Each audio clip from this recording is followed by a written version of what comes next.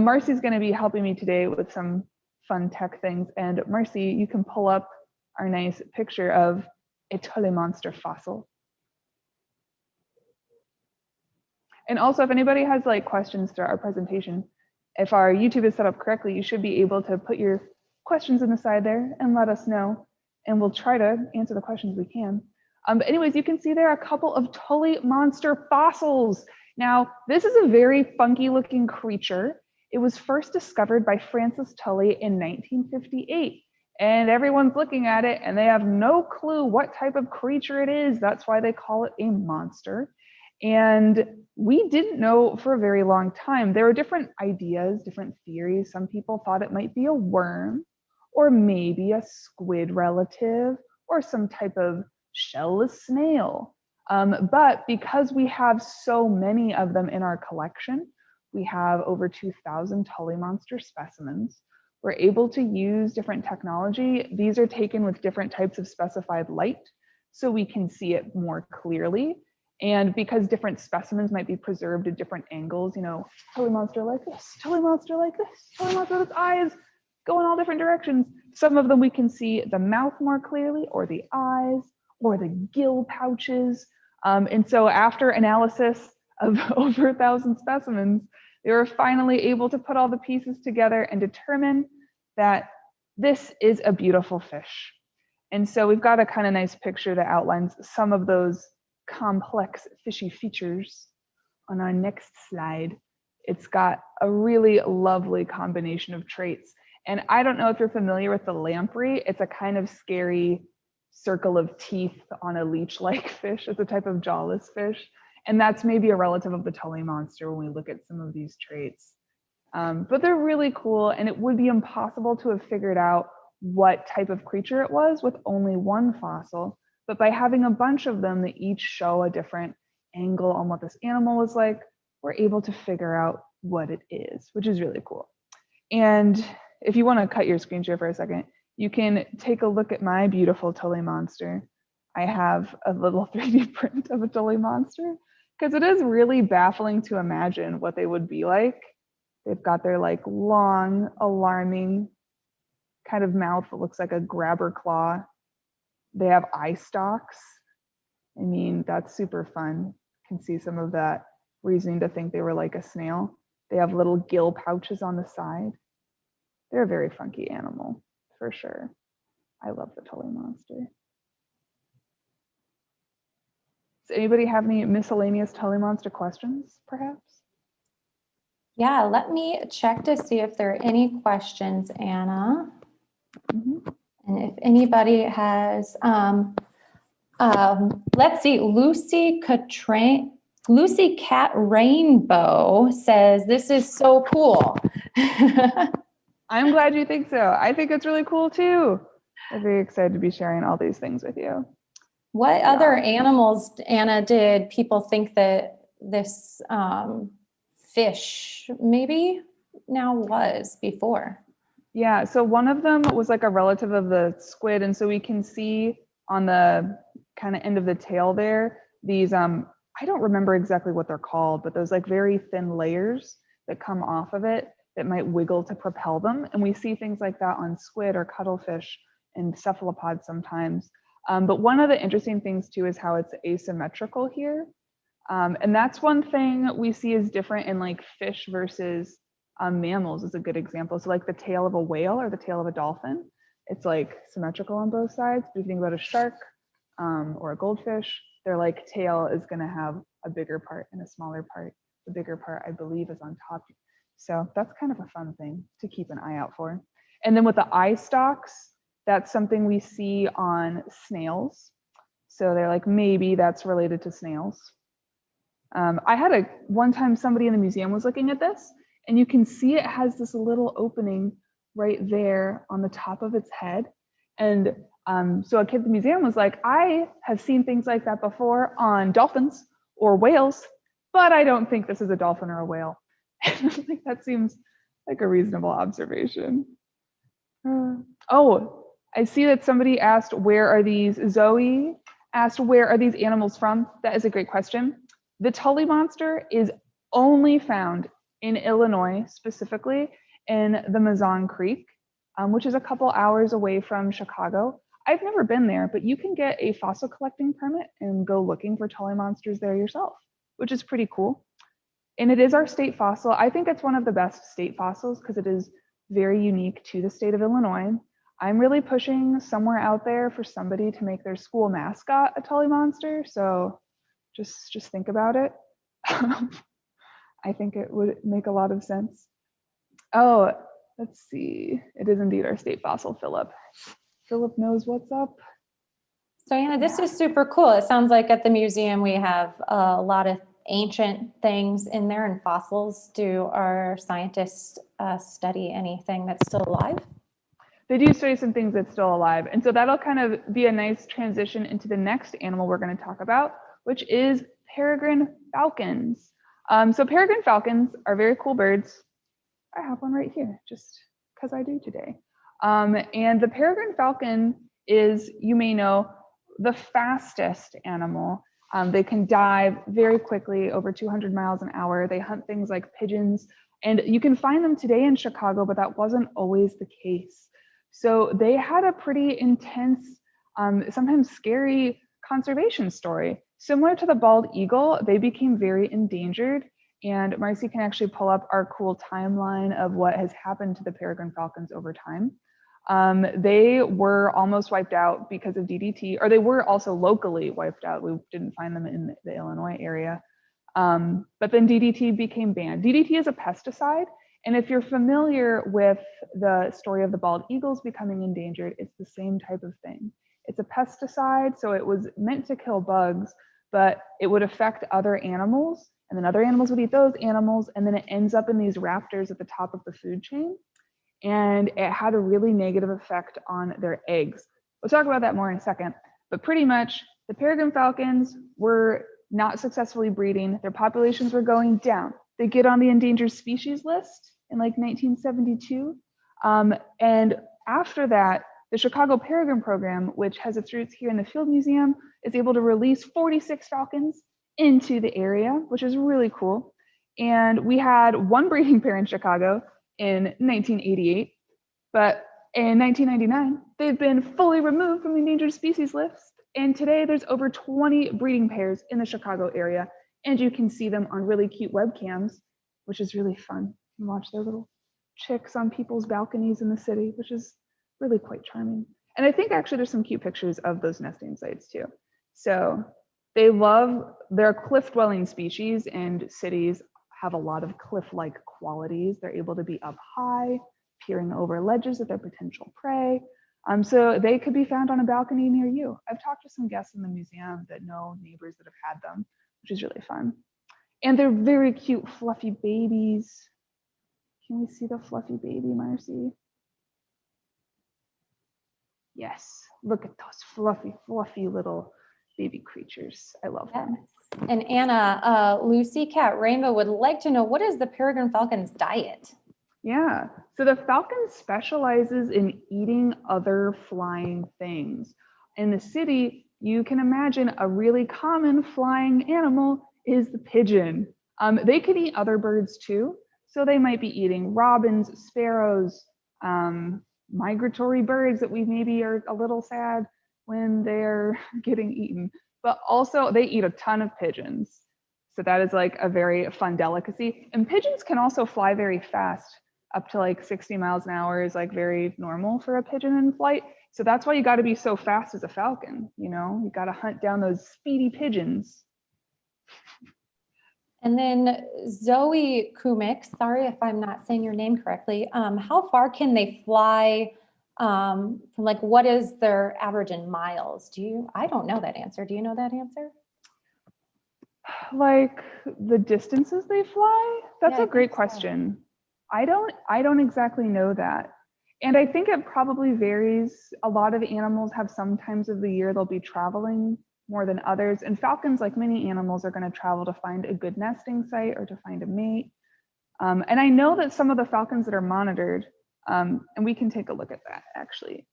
We use my handy dandy camera tool.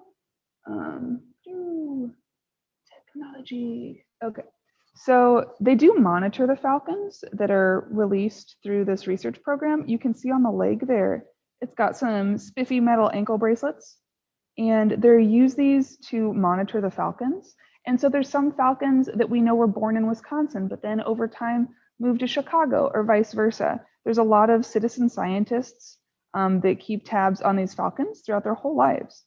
So there's a lot of cool things we are still learning about falcons. So if you want to learn more about how far falcons travel, you could also try to get involved in some citizen science to monitor the falcons.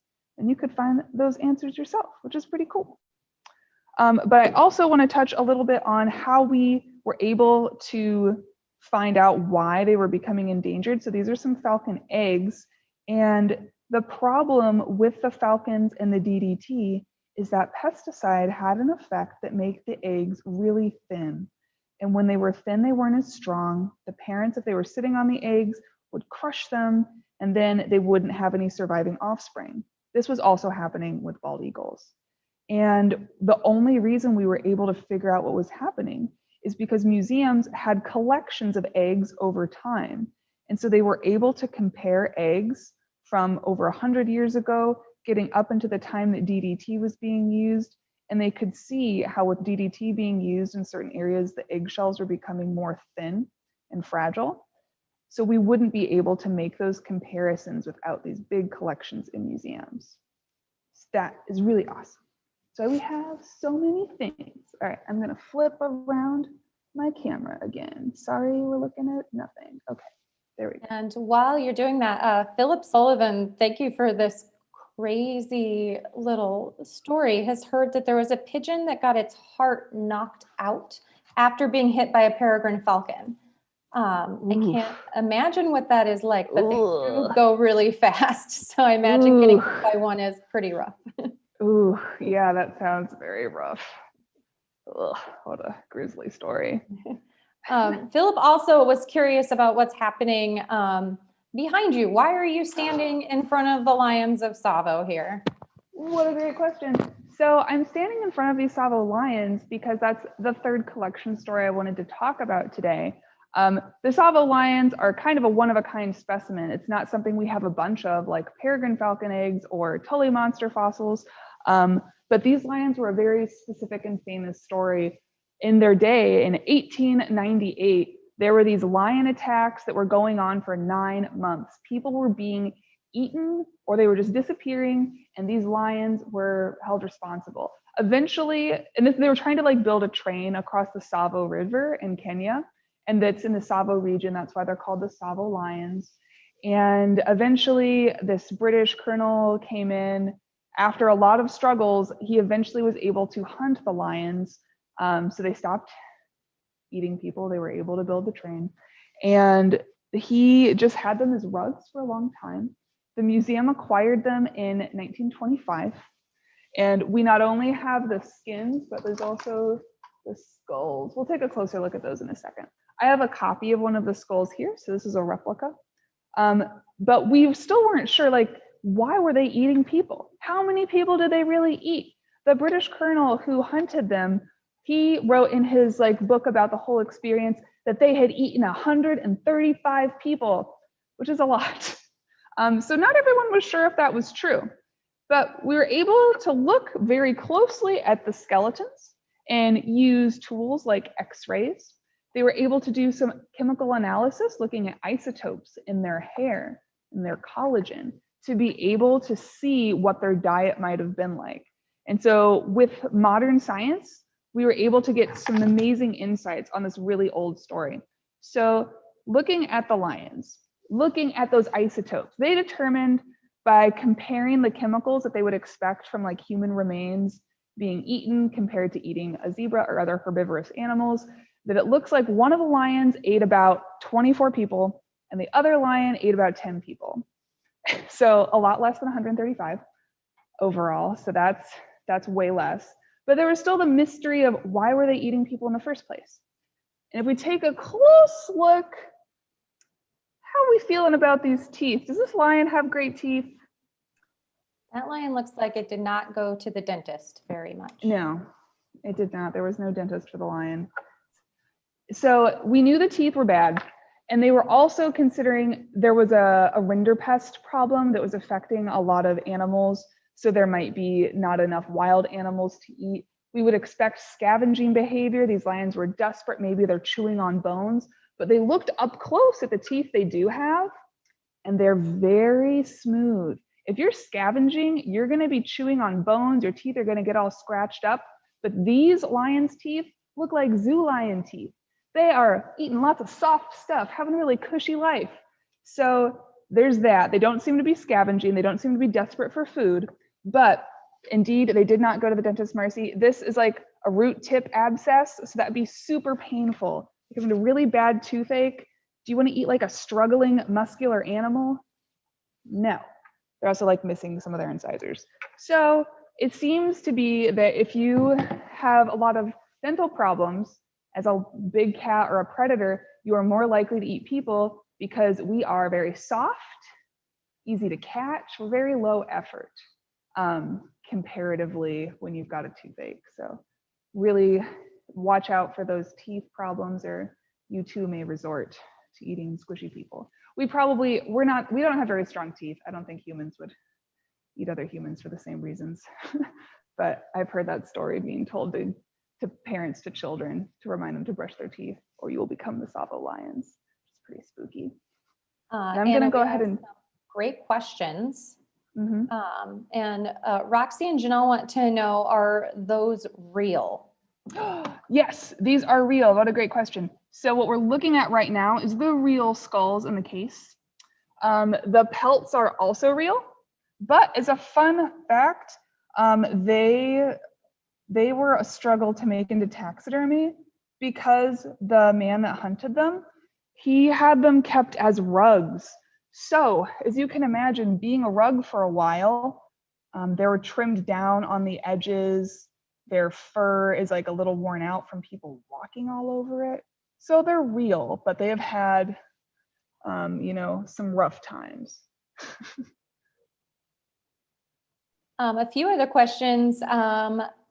Princess Midnight, how long can the Savo lions live for? These two didn't particularly live for very long, but maybe some other lions in that area? That's a great question. I don't know what the average life expectancy of a wild lion is. That's a great question. And I'm curious, Anna, if you go back to those skins, I notice that when I think of a lion, I see a really big mane, lots of fur around that face, and all I see is some patches on their chest. What's going on there? Yeah, that's a great question. So these are both male lions, but they do not have those iconic manes. In the Savo region, it's really arid, it's hot, it's dry, and so they still today see the male lions there. They might have some of those patches, but they do not have those big manes. And that seems to be an adaptation based on, water conservation, not sweating and panting all day because you're wearing your like best floofy scarf in the middle of summer. They're not wearing their scarves. It's too hot for that. That makes total sense. And then we have one more question here from Princess Midnight. How fast can a lion run? Do you know the answer to that? Oh, that is a great question. Faster than us, I'm pretty sure. I don't know exactly how fast though. I don't want to be in a race with a lion, that's for sure. And do you know what they would eat if they hadn't been eating people? What should they have been eating out in the wild there? Yeah, sure. A lot of large-ish herbivore animals, zebras, wildebeest. Those are some basic ones, maybe some other types of antelope. There are like Cape buffalo, but they're pretty fierce. I don't think they would always go for those animals because they're very big and strong as far as your herbivores go. But I mean, all the herbivores are either going to be really fast or they're going to be pretty powerful. And actually next to us, there's some kudu. So this is another possible menu item for lions. They're just a pretty antelope. I always like to look at them when I'm thinking about standing with good posture.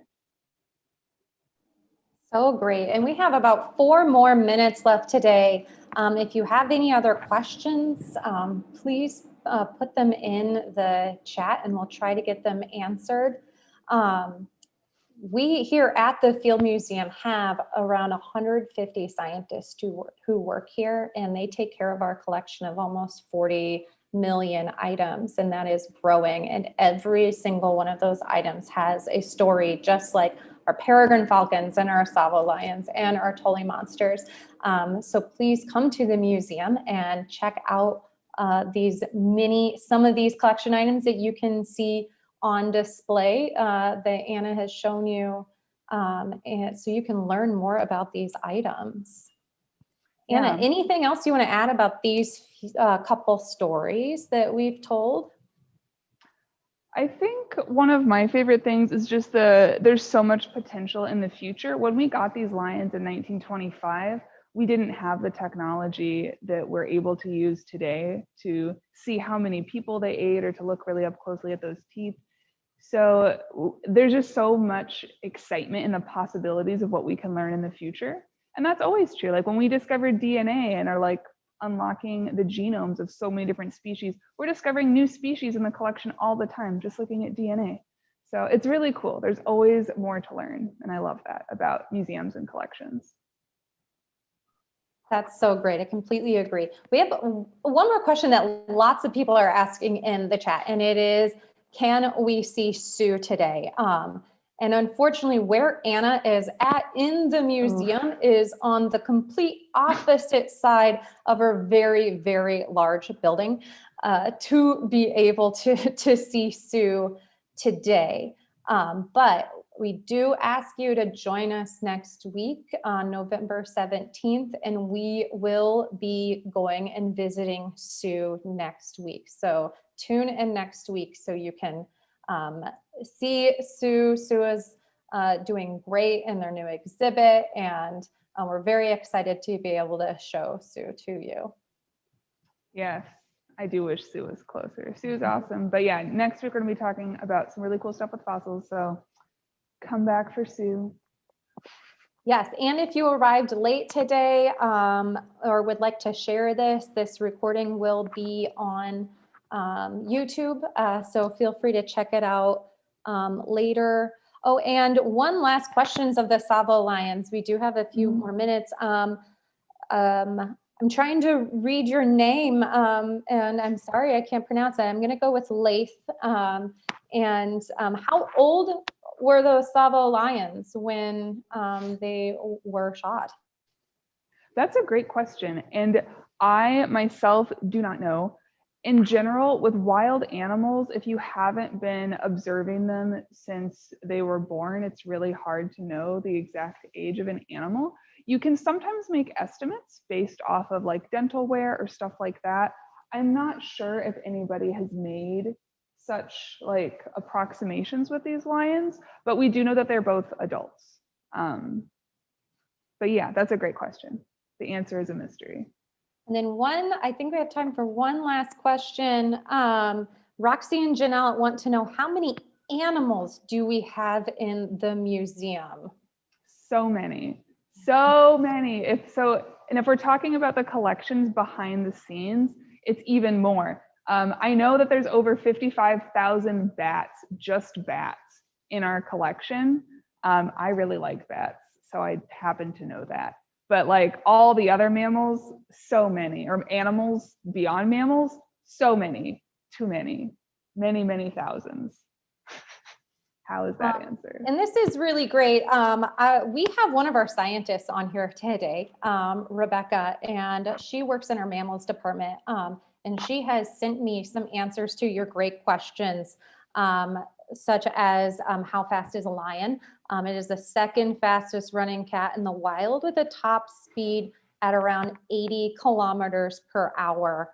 And their diets can include antelope, zebra, young elephants, rhinos, and hippos, wild hogs, giraffes, and even crocodiles. Thank you so much, Rebecca, for helping us with that information.